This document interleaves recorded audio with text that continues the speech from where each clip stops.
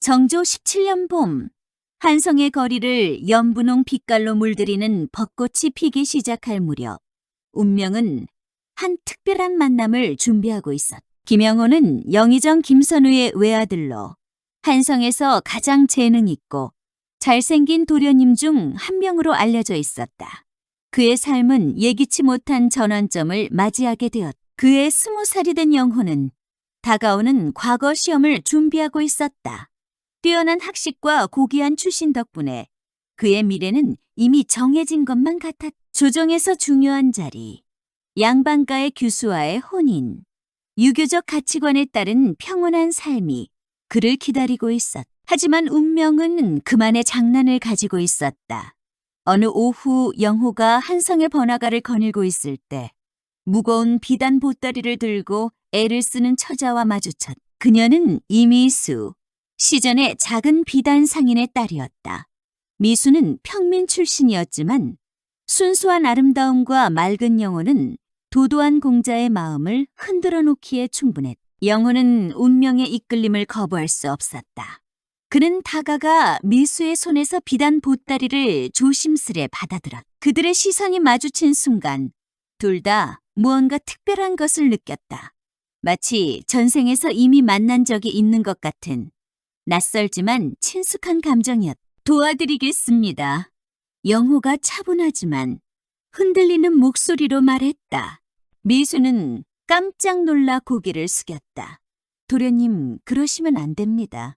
사람들의 말씀이. 하지만 영호는 이미 아무것도 들리지 않았다.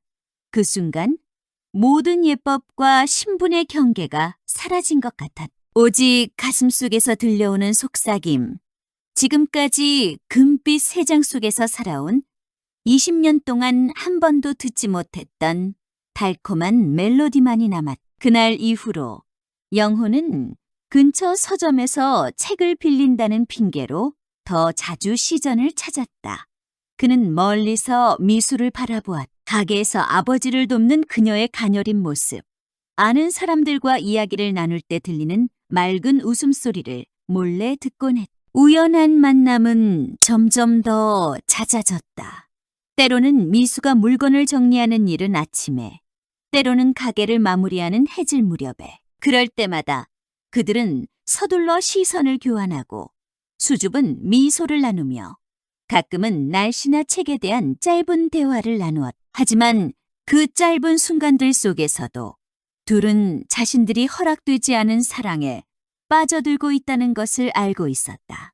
한쪽은 영의정의 아들이고 다른 한쪽은 평민 상인의 딸. 그들 사이에는 조선시대의 엄격한 신분제도와 예교라는 깊은 계곡이 놓여 있었다. 영호는 자신이 위험한 장난을 치고 있다는 것을 알았다.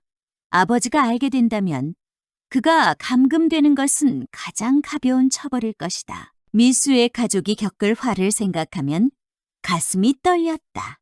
하지만 어떻게 가슴속의 떨림을 억누를 수 있겠는가? 어떻게 가을 시냇물처럼 맑은 그 눈빛을 외면할 수 있겠는가? 그리고 마침내 벚꽃 잎이 마지막으로 흩날리는 4월, 보름날 밤, 영호는 자신의 삶에서 가장 대담한 결정을 내렸다.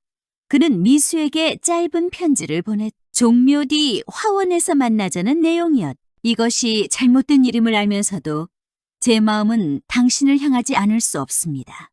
차마 하지 못했던 말을 전할 기회를 주시겠습니까? 편지는 행상하는 나이에 손을 통해 전달되었고 영호는 불안한 마음으로 기다릴 수밖에 없었다. 이 결정이 어떤 파란과 아픔, 그리고 행복을 가져올지 그는 알지 못했다. 보름달이 구름 사이로 얼굴을 내밀던 그날 밤, 종묘 뒤 화원은 봄밤의 고요 속에 잠겨 있었다.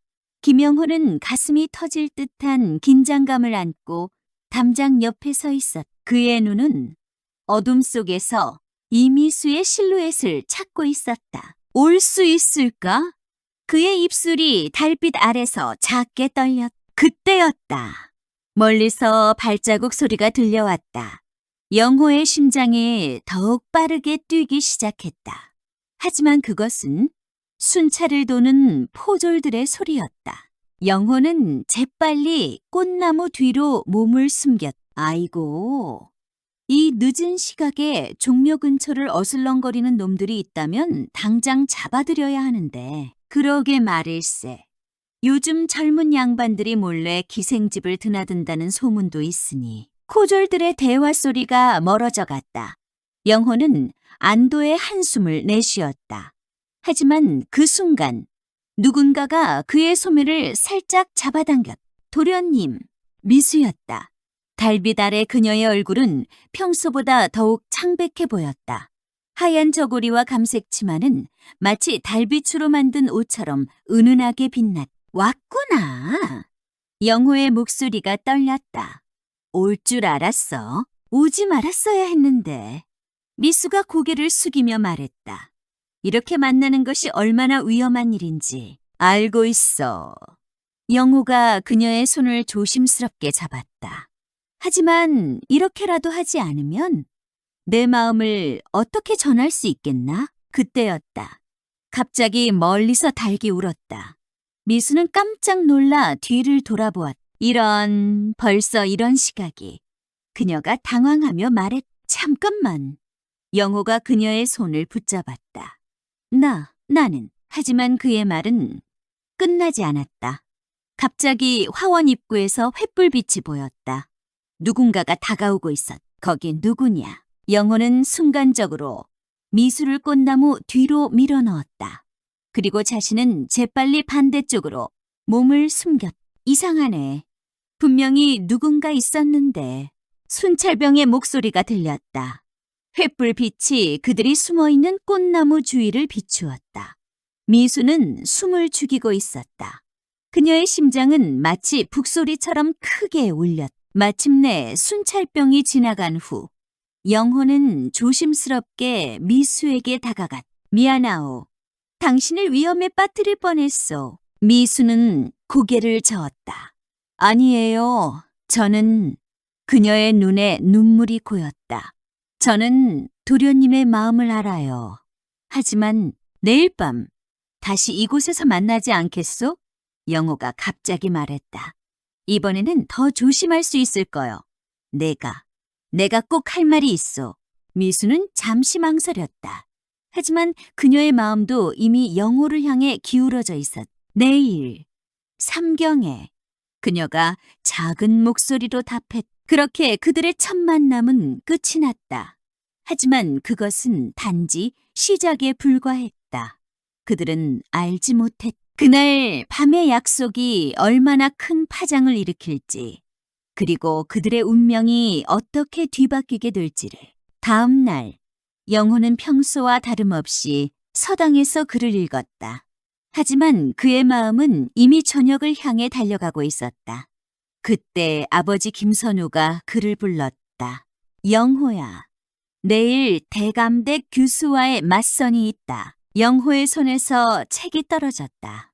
운명은 이미 그들의 사랑을 시험하기 시작한 것이었다. 다음 날 아침 김영호의 방에는 평소보다 일찍 하인들의 발걸음이 분주했다. 맞선을 위해 새 도포와 갓이 준비되었고 향내에 나는 기름으로 상투를 단정히 매만지는 소리가 들렸다. 도련님, 오늘은 평소보다 더 잘 차려입으셔야 합니다.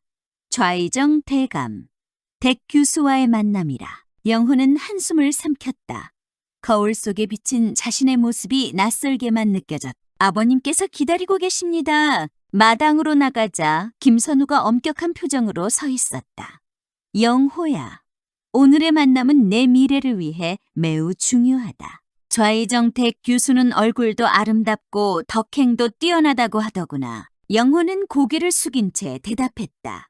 네, 아버님. 가마를 타고 좌의정 댁으로 향하는 길. 영호의 마음은 이미 저녁에 있을 미수와의 약속으로 가득 차 있었다. 어떻게든 이 맞선을 무사히 피해가야 했다. 좌의정 댁 후원에서 맞선이 이루어졌다. 규수는 분홍빛 저고리에 연두색 치마를 입고 있었다. 얼굴은 확실히 아름다웠다. 하지만 영호의 눈에는 그저 꽃처럼 예쁜 인형일 뿐이었다. 젊은 양반님께서는 어떤 시구를 좋아하시나요? 규수의 목소리가 들렸다. 영호는 순간 당황했다. 그때 갑자기 그의 배에서 크게 소리가 났다. 꾸르륵. 순간 정막이 감돌았다. 아이고, 죄송합니다. 아침부터 너무 긴장해서 제대로 식사를 못했나 봅니다. 영호가 얼굴을 붉히며 말했다. 하지만 그의 배는 마치 약속이나 한 듯 계속해서 소리를 냈다. 꾸르륵, 꾸르륵. 결국 규수가 참지 못하고 웃음을 터뜨렸다. 그 모습이 어찌나 해맑았던지 주변의 어른들도 따라 웃었다. 하하하. 젊은 양반이 긴장을 많이 했나 보구나. 좌의정이 너그러운 미소를 지었다. 오늘은 여기까지 하는 게 좋겠어. 다음에 더 편한 자리에서 다시 만나도록 하지요. 이렇게 해서 맞서는 예상치 못하게 일찍 끝이 났다. 영호는 속으로 안도의 한숨을 쉬었다. 하지만 이것은 시작에 불과했다. 저녁 무렵 김선우가 다시 영호를 불렀다. 영호야, 좌이 정댁에서 좋은 소식이 왔다. 규수가 너를 마음에 들어했다고 하더구나. 다음 주에 혼담을 진행하고자 하시는데. 아버님, 영호가 급히 말을 막았다. 저는 아직 과거 시험 준비가 덜 되었습니다. 혼사는 과거에 급제한 후에. 김선우가 수염을 쓰다듬으며 생각에 잠겼다. 그것도 일리가 있구나. 하지만 너무 늦추면 안 되느니라. 해가 저물고 밤이 깊어갔다. 영호는 몰래 담을 넘어 종묘 뒤 화원으로 향했다. 이번에는 더욱 조심스러웠. 긴 장대 끝에 종이등을 매달아 멀리서도 순찰꾼의 움직임을 알아볼 수 있게. 미수는 이미 그곳에 와 있었다. 달빛 아래 그녀의 모습은 낮에 본 규수와는 비교할 수 없이 아름다웠다. 기다리게 해서 미안하오. 영호가 다가가며 말해. 오늘 맞선이 있으셨다고 들었어요? 미수의 목소리가 떨려. 그랬어. 하지만 내 마음은 이미 당신에게. 그때였다. 갑자기 화원 밖에서 시끄러운 소리가 들렸다. 아! 뜨거워! 물이야! 물! 누군가가 소리를 지르고 있었다. 영호와 미수는 깜짝 놀라 소리나는 쪽을 바라보았다. 화원 담장 너머로 한 젊은 양반이 허둥지둥 뛰어다니는 모습이 보였다. 그의 도포자락에서 연기가 나고 있었다. 알고 보니 그는 영호의 중마고 박도령이었다. 박도령? 영호가 놀라서 속삭였다. 아이고, 이를 어째. 담배불이 도포에 떨어져서. 박도령은 허둥지둥 도포자락을 털다가 그만 물웅덩이에 빠지고 말았다. 첨벙! 미수가 입을 가리고 웃음을 참았다. 영호도 웃음을 참느라 어깨가 들썩거렸다. 그때 박도령이 문득 위를 올려다보았다. 그의 눈이 커졌다. 영호? 순간 영호의 얼굴이 창백해졌다. 하지만 박도령은 뜻밖의 말을 했다. 너도 여기서 글 읽고 있었구나? 나는 기생집에 가는 길인데. 아니. 과거 공부하러 가는 길이었지. 영호는 재빨리 상황을 파악했다. 그래, 나는 달빛 아래서 글 읽기가 취미라네. 역시 너답구나. 난 이만 가보겠네. 아, 옷이 다 젖었군. 박도령은 휘청거리며 사라졌다. 영호와 미수는 한동안 웃음을 참지 못했다. 도련님, 미수가 작은 목소리로 불렀다. 정말 글만 읽고 계신 건가요? 영호는 그녀의 눈을 바라보았다. 달빛이 그들의 마음을 비추고 있었다. 아니요. 내 마음 속에는 오직. 그의 말은 끝나지 않았다. 멀리서 새벽을 알리는 종소리가 울렸다. 이제 돌아가야 해요. 미수가 서둘러 일어섰다. 내일 밤에도. 영호가 말을 걸었지만 미수는 이미 어둠 속으로 사라지고 있었다. 영호는 한숨을 쉬며 하늘을 올려다보았다. 달빛은 여전히 아름다웠지만 그의 마음은 점점 더 복잡해져만 갔다. 과연 이 사랑은 어디로 흘러갈 것인가? 영의정 김선우는 아침 일찍부터 심상치 않은 기운을 느꼈다. 평소 새벽부터 글 읽는 소리로 가득 차야 할 아들의 방이 조용했다. 하인들의 전언에 따르면 영호는 밤늦게까지 깨어 있다가 새벽녘에야 잠이 들었다고 했다. 도련님께서 요즘 과거 준비로 많이 피곤하신가 봅니다. 하인의 말에 김선우는 수긍하는 듯 했지만 그의 날카로운 직감은 뭔가 다른 것을 감지하고 있었다. 그래, 우리 도련님 서재에 새로 들여온 책은 무엇이 있느냐? 그게 요즘은 서점에서 책을 빌려다 보시는 것 같습니다. 서점이라. 김선우의 눈썹이 꿈틀거렸다. 그날 오후 김선우는 비서를 불렀다. 자네는 내일부터 영호가 드나드는 서점을 살펴보게. 어떤 책을 보는지 누구를 만나는지. 한편 영호는 그날도 어김없이 시전으로 향했다. 하지만 이번에는 친구 박도령과 함께였다. 이복의 영호야. 자네 정말 그 처자와. 박도령이 걱정스러운 눈빛으로 말을 꺼냈. 쉿! 조용히 하게나. 영호가 주변을 둘러보며 말해. 하지만 친구로서 걱정이 되어서 그러네. 영의정댁 도련님과 평민 처자의 사랑이라니. 그때였다. 갑자기 앞에서 한 노파가 비틀거리며 넘어지려 했다. 영호가 반사적으로 달려가 노파를 부축했다. 아이고 고맙소이다. 노파가 영호를 올려다보았다. 어머나, 이 양반이 혹시... 노파의 눈이 커졌다. 그녀는 미수의 이웃으로 평소 미수 집안과 왕래가 잦은 사이였다. 아니, 그게... 영호가 당황하는 순간 박도령이 나섰다. 할머니, 저희 젊은 양반은 과거 준비하느라 눈이 어두워져서 돋보기를 찾고 있답니다. 혹시 좋은 돋보기 파시는 곳을 아시나요? 노파는 영호를 유심히 보다가 고개를 끄덕였다. 아, 그러시구나. 저기 모퉁이를 돌면 있을 텐데. 위기를 모면한 영호는 안도의 한숨을 쉬었다. 하지만 그들은 몰랐다. 멀리서 김선우의 비서가 이 모든 광경을 지켜보고 있었다는 것을. 저녁이 되어 미수의 가게에 찾아간 영호는 뜻밖의 광경을 마주했다. 가게 안이 엉망이었고 미수의 아버지가 한숨을 쉬며 앉아있었다. 아버님, 무슨 일이신가요? 미수가 걱정스러운 목소리로 물었다. 관청에서 나온다고 하더니 가게 장부를 조사한다며 물건을 다 쏟아놓고 가버렸구나. 영호는 그 자리에 얼어붙었다. 관청의 조사라. 혹시 아버지가? 그때 박도령이 헐레벌떡 뛰어들어왔다. 영호야, 큰일 났네. 자네 아버님께서. 말이 채 끝나기도 전에 밖에서 발자국 소리가 들렸다. 영호는 순간적으로 판단을 내려야 했다. 미수 씨, 뒷문으로 가시오. 하지만 미수는 움직이지 않았다. 안 돼요. 제가 도망가면 우리 가게는. 영호는 미수의 손을 잡았다. 나를 믿어주시오.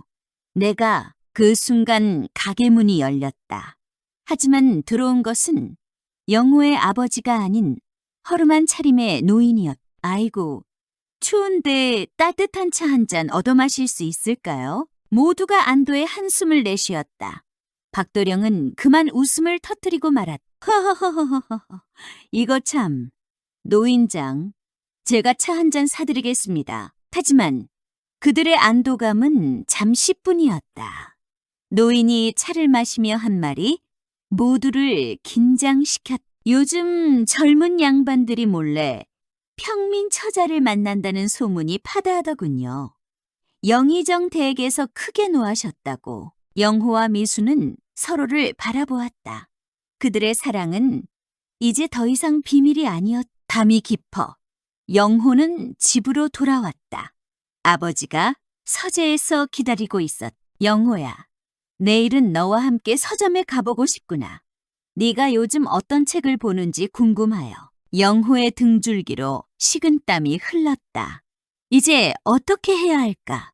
사랑하는 이를 지키면서도 부모님의 마음을 저버리지 않을 방법은 없을. 달빛이 서재창을 비추고 있었다. 마치 영호의 복잡한 마음을 비추듯이. 이른 아침, 영호는 아버지와 함께 서점으로 향했다. 평소와 달리 가마를 타지 않고 걸어가는 길이었다. 김선우는 아들의 일상을 더 자세히 들여다보고 싶었던 것이다. 아버님 이런 일은 시각에 영호가 조심스레 입을 열었다. 무엇이 잘못되었느냐? 아비가 아들과 함께 책 구경을 가는 게 김선우의 날카로운 어조의 영호는 말을 잃었다. 그때 뜻밖의 인물이 나타났다. 오, 이게 누구신가? 영의정 대감님과 도련님이 아니신가? 서점 주인 최한수가 허리를 굽혀 인사했다. 그는 젊은 시절 과거에 몇 번 낙방한 후 서점을 열게 된 선비였다. 그래, 자네가 이 서점 주인이구만. 우리 아들이 요즘 자주 들른다고 하던데. 네, 도련님께서는 참으로 학구열이 대단하십니다. 특히 역사서와 시집을 많이 보시지요. 김선우의 눈빛이 날카로워졌다. 시집이라 그때였다. 서점 뒤편에서 우당탕하는 소리와 함께 책들이 쏟아지는 소리가 들렸다. 아이고, 이를 어쩌나. 박도령이 허둥지둥 나타났다. 그의 품에서는 온갖 책들이 마구 쏟아지고 있었다. 박도령, 이런 아침부터 자네가 여기 웬일인가? 김선우가 의아해했다. 아, 대감님? 박도령은 잠시 당황하는 듯 했으나 이내 침착하게 대답했다. 과거 준비를 하다 보니 영호와 함께 공부하면 더 좋을 것 같아서 말입니다. 그래서 이렇게 아침 일찍. 김선우는 뭔가 석연치 않은 표정을 지었다. 그때 서점 주인이 재빨리 나섰다. 대감님, 이쪽에 새로 들어온 명나라 학자들의 저서가 있습니다. 한번 보시겠습니까? 김선우는 잠시 망설이다. 서점 안쪽으로 발걸음을 옮겼다. 그 순간을 노린 박도령이 영호에게 속삭였다. 미수 아가씨의 아버님께서 급한 전가를 보내셨다네. 관청에서 또다시 조사가 나온다고. 영호의 얼굴이 창백해졌다. 하지만 지금은 아버지와 함께 있는 상황. 어찌할 수가 없었다. 그때 서점 주인이 기침을 하며 말했다. 도련님, 지난번에 찾으시던 천문지리 도설이 마침 들어왔습니다. 뒤편 서고에서 한번 보시겠습니까? 영호는 순간 서점 주인의 의도를 알아차렸다. 네, 그러시다면. 뒤편 서고로 간 영호는 그곳에서 뜻밖의 인물을 만났다. 미수의 젊은 오빠 이승호였다. 도련님, 승호가 긴장된 목소리로 말했다. 저희 아버님께서 곧 관청의 조사가 있을 거라 하시는데 이번에는 가게 물건을 모두 압수한다고 합니다. 뭐라고? 영호는 깜짝 놀랐다. 누군가가 저희 가게가 밀수품을 취급한다고 고발했다고 합니다. 영호는 순간 모든 것을 깨달았다. 이것은 분명 자신과 미수의 관계를 알게 된 누군가가 꾸민 일임이 틀림없었다. 그때 밖에서 김선우의 목소리가 들렸다. 영호야, 어디 있느냐? 승호는 재빨리 서고 깊숙이 몸을 숨겼다.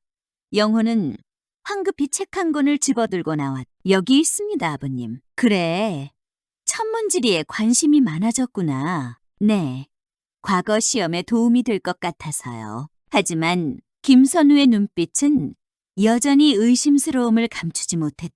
그는 아들의 행동 하나하나를 유심히 살폈다. 서점을 나서는 길에 박도령이 다시 나타났다. 이번에는 온몸이 먹물로 범벅이 된 채였다. 이게 웬일인가? 김선우가 물었다. 책을 보다가 그만 먹통을 쏟았습니다. 하필 비싼 먹을. 박도령의 우스꽝스러운 모습에 영호는 웃음을 참을 수가 없었다. 김선우의 입가에도 희미한 미소가 번졌다. 요즘 젊은이들은 참. 김선우가 고개를 저으며 말했다. 그날 저녁 영호의 방에서는 오랜만에 글 읽는 소리가 크게 들렸다.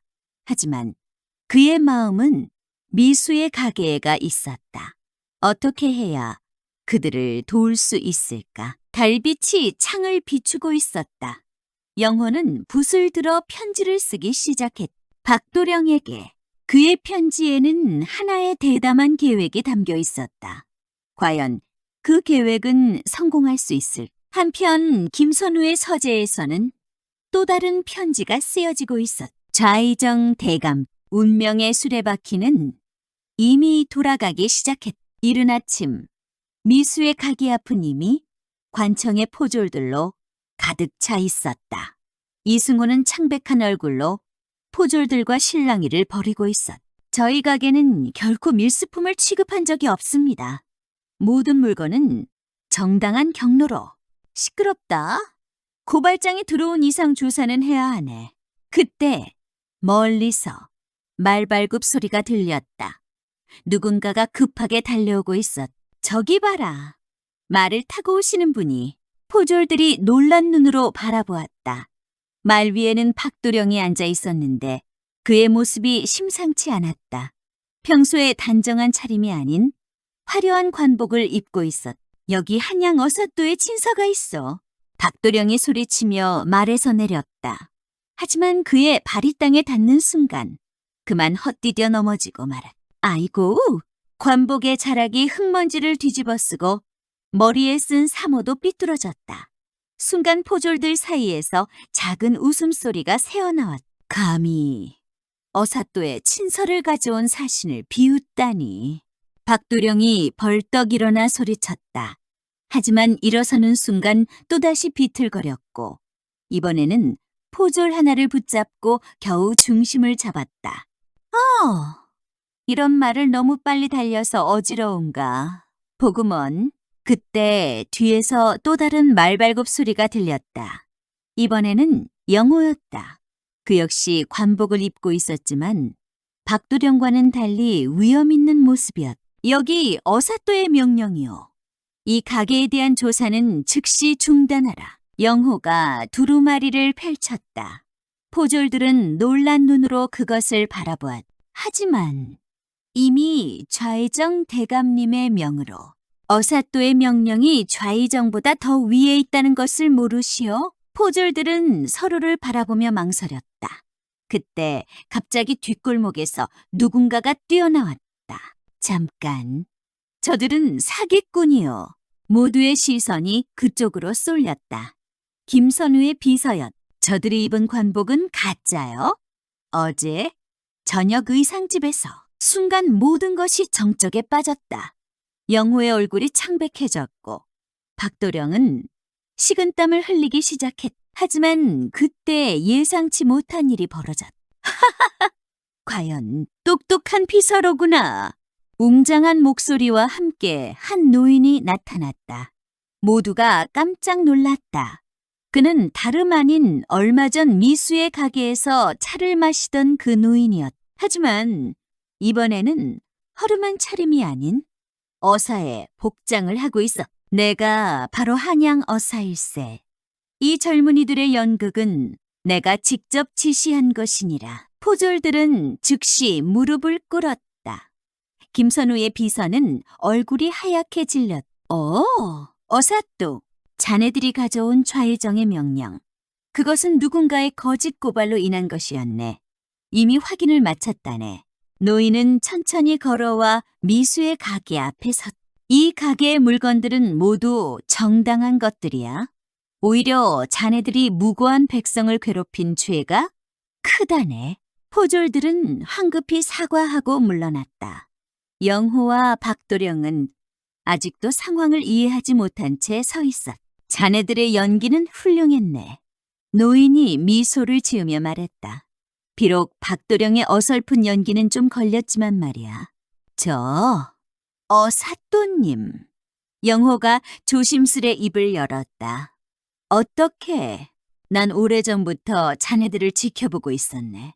젊은이의 순수한 마음과 그것을 돕는 벗의 우정, 그리고 신분의 벽을 뛰어넘는 진정한 사랑을. 노인의 눈빛이 따뜻했다. 하지만 이제 진짜 시험이 시작될 것이네. 자네의 아버님께서. 그의 말이 채 끝나기도 전에 멀리서 가마가 들어오는 소리가 들렸다. 김선우가 오고 있었다. 영호의 심장이 크게 뛰었다.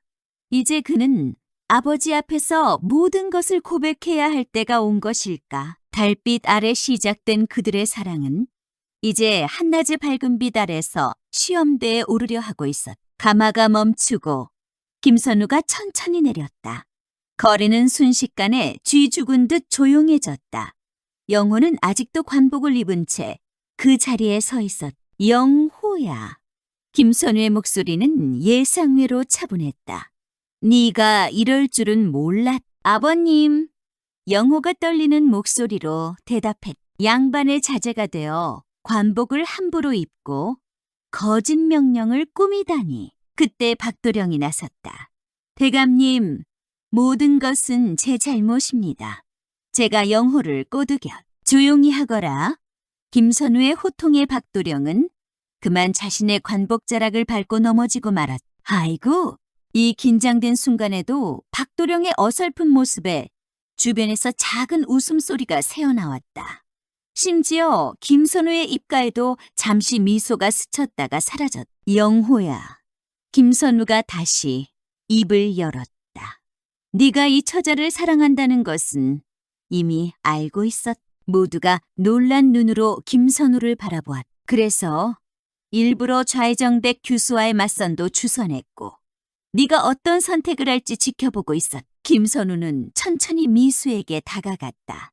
미수는 떨리는 몸을 겨우 추스르며 큰 절을 올렸다. 아가씨, 김선우가 말했다. 고개를 들어보아라. 미수가 조심스레 고개를 들었다. 김선우의 눈에는 뜻밖의 따뜻함이 깃들어 있었다. 네, 눈을 보니 20년 전 내 아내가 생각나는구나. 네? 이번에는 영호가 놀라서 아버지를 바라보았다. 그래. 김선우가 먼 산을 바라보며 말했다. 너의 어머니도 본래는 평민의 딸이었다. 순간 주변이 술렁였다. 아무도 이런 사실을 알지 못했던 것이다. 당신아도 젊은 관리였지. 너의 어머니는 비단 가게의 딸이었는데. 김선우의 목소리에 감정이 실렸다. 우리의 사랑을 반대하는 사람들이 많았지. 하지만 그때 나를 도와주신 분이 계셨지. 김선우가 어사를 바라보았다. 노인은 따뜻하게 미소 지었다. 그분이 바로 지금의 어사님의 아버님이셨다. 당시 암행어사로 계시면서 우리의 사랑을 인정해 주시고 혼례까지 주선해 주셨다. 아버님. 영호의 눈에 눈물이 고였다. 하지만 네 어머니는 널 낳고 얼마 되지 않아 세상을 떠났다. 그 후로 나는 네가 또다시 그런 신분의 차이로 인한 고통을 겪지 않기를 바랐던 것이다. 김선우가 미수에게 다가가 그녀의 손을 잡았다. 이제 나도 알았다.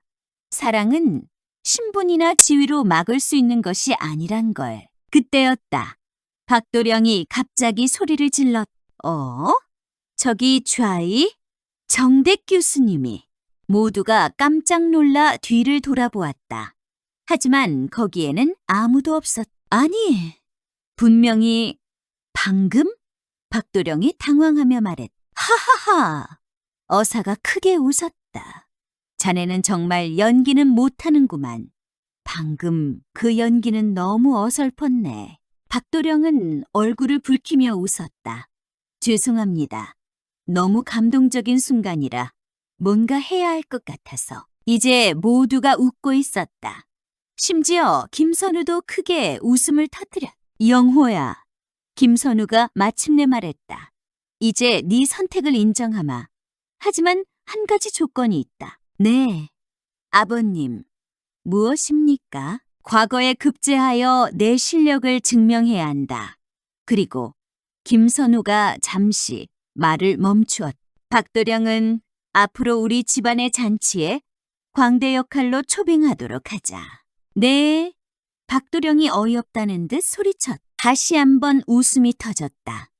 미수의 눈에는 기쁨의 눈물이 고였고 영호는 아버지를 꼭 안았다. 하지만 그들은 아직 몰랐다.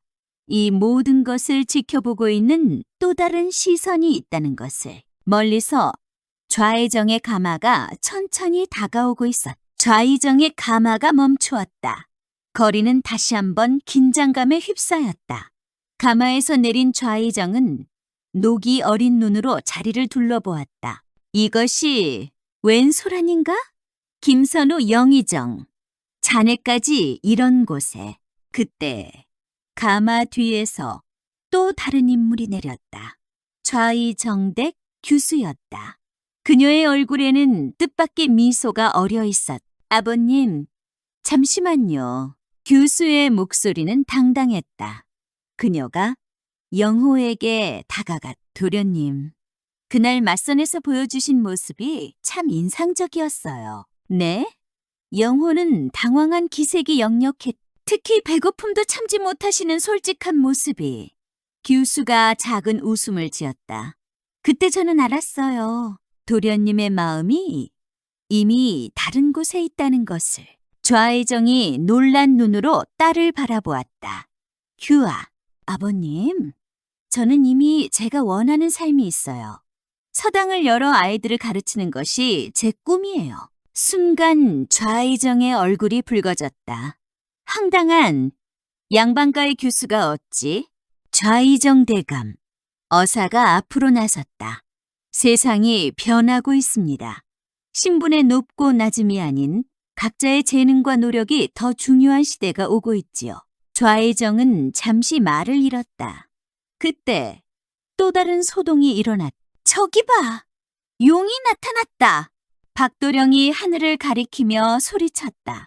모두가 하늘을 올려다보았지만 물론 아무것도 없었다. 박도령! 영호가 한심하다는 듯 말했다. 아니, 방금 전까지 분명히. 박도령이 멋쩍게 웃었다. 이 어색한 상황에서 뜻밖에도 좌의정이 폭소를 터뜨렸다. 하하, 자네 참 재미있는 친구를 두었구만, 영호야. 분위기가 한결 누그러졌다. 어사가 말을 이었다. 좌의정 대감, 이제 과거가 얼마 남지 않았습니다. 영호군이 과거에 급제하면 어떠실지요? 좌의정이 잠시 생각에 잠겼다. 과거에 급제한다면야. 그때 미수가 앞으로 나섰다.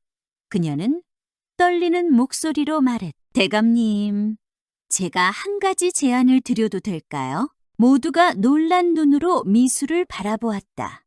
미수는 천천히 말을 이어갔다. 우리 가게의 비단, 궁중에 진상하는 비단을 제가 직접 짜고 있습니다. 제 솜씨를 보여드리고 싶습니다. 오? 좌의정의 눈빛이 달라졌다. 자네가 그 유명한 울령문 비단을. 네.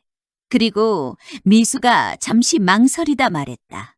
제가 짠 비단으로 교수님의 서당 교복을 만들어드리고 싶습니다. 규수의 눈이 반짝였다. 정말인가요? 제가 꿈꾸던 바로 그. 좌의정은 한숨을 내쉬었다. 그래, 세상이 변하고 있다고 했던가.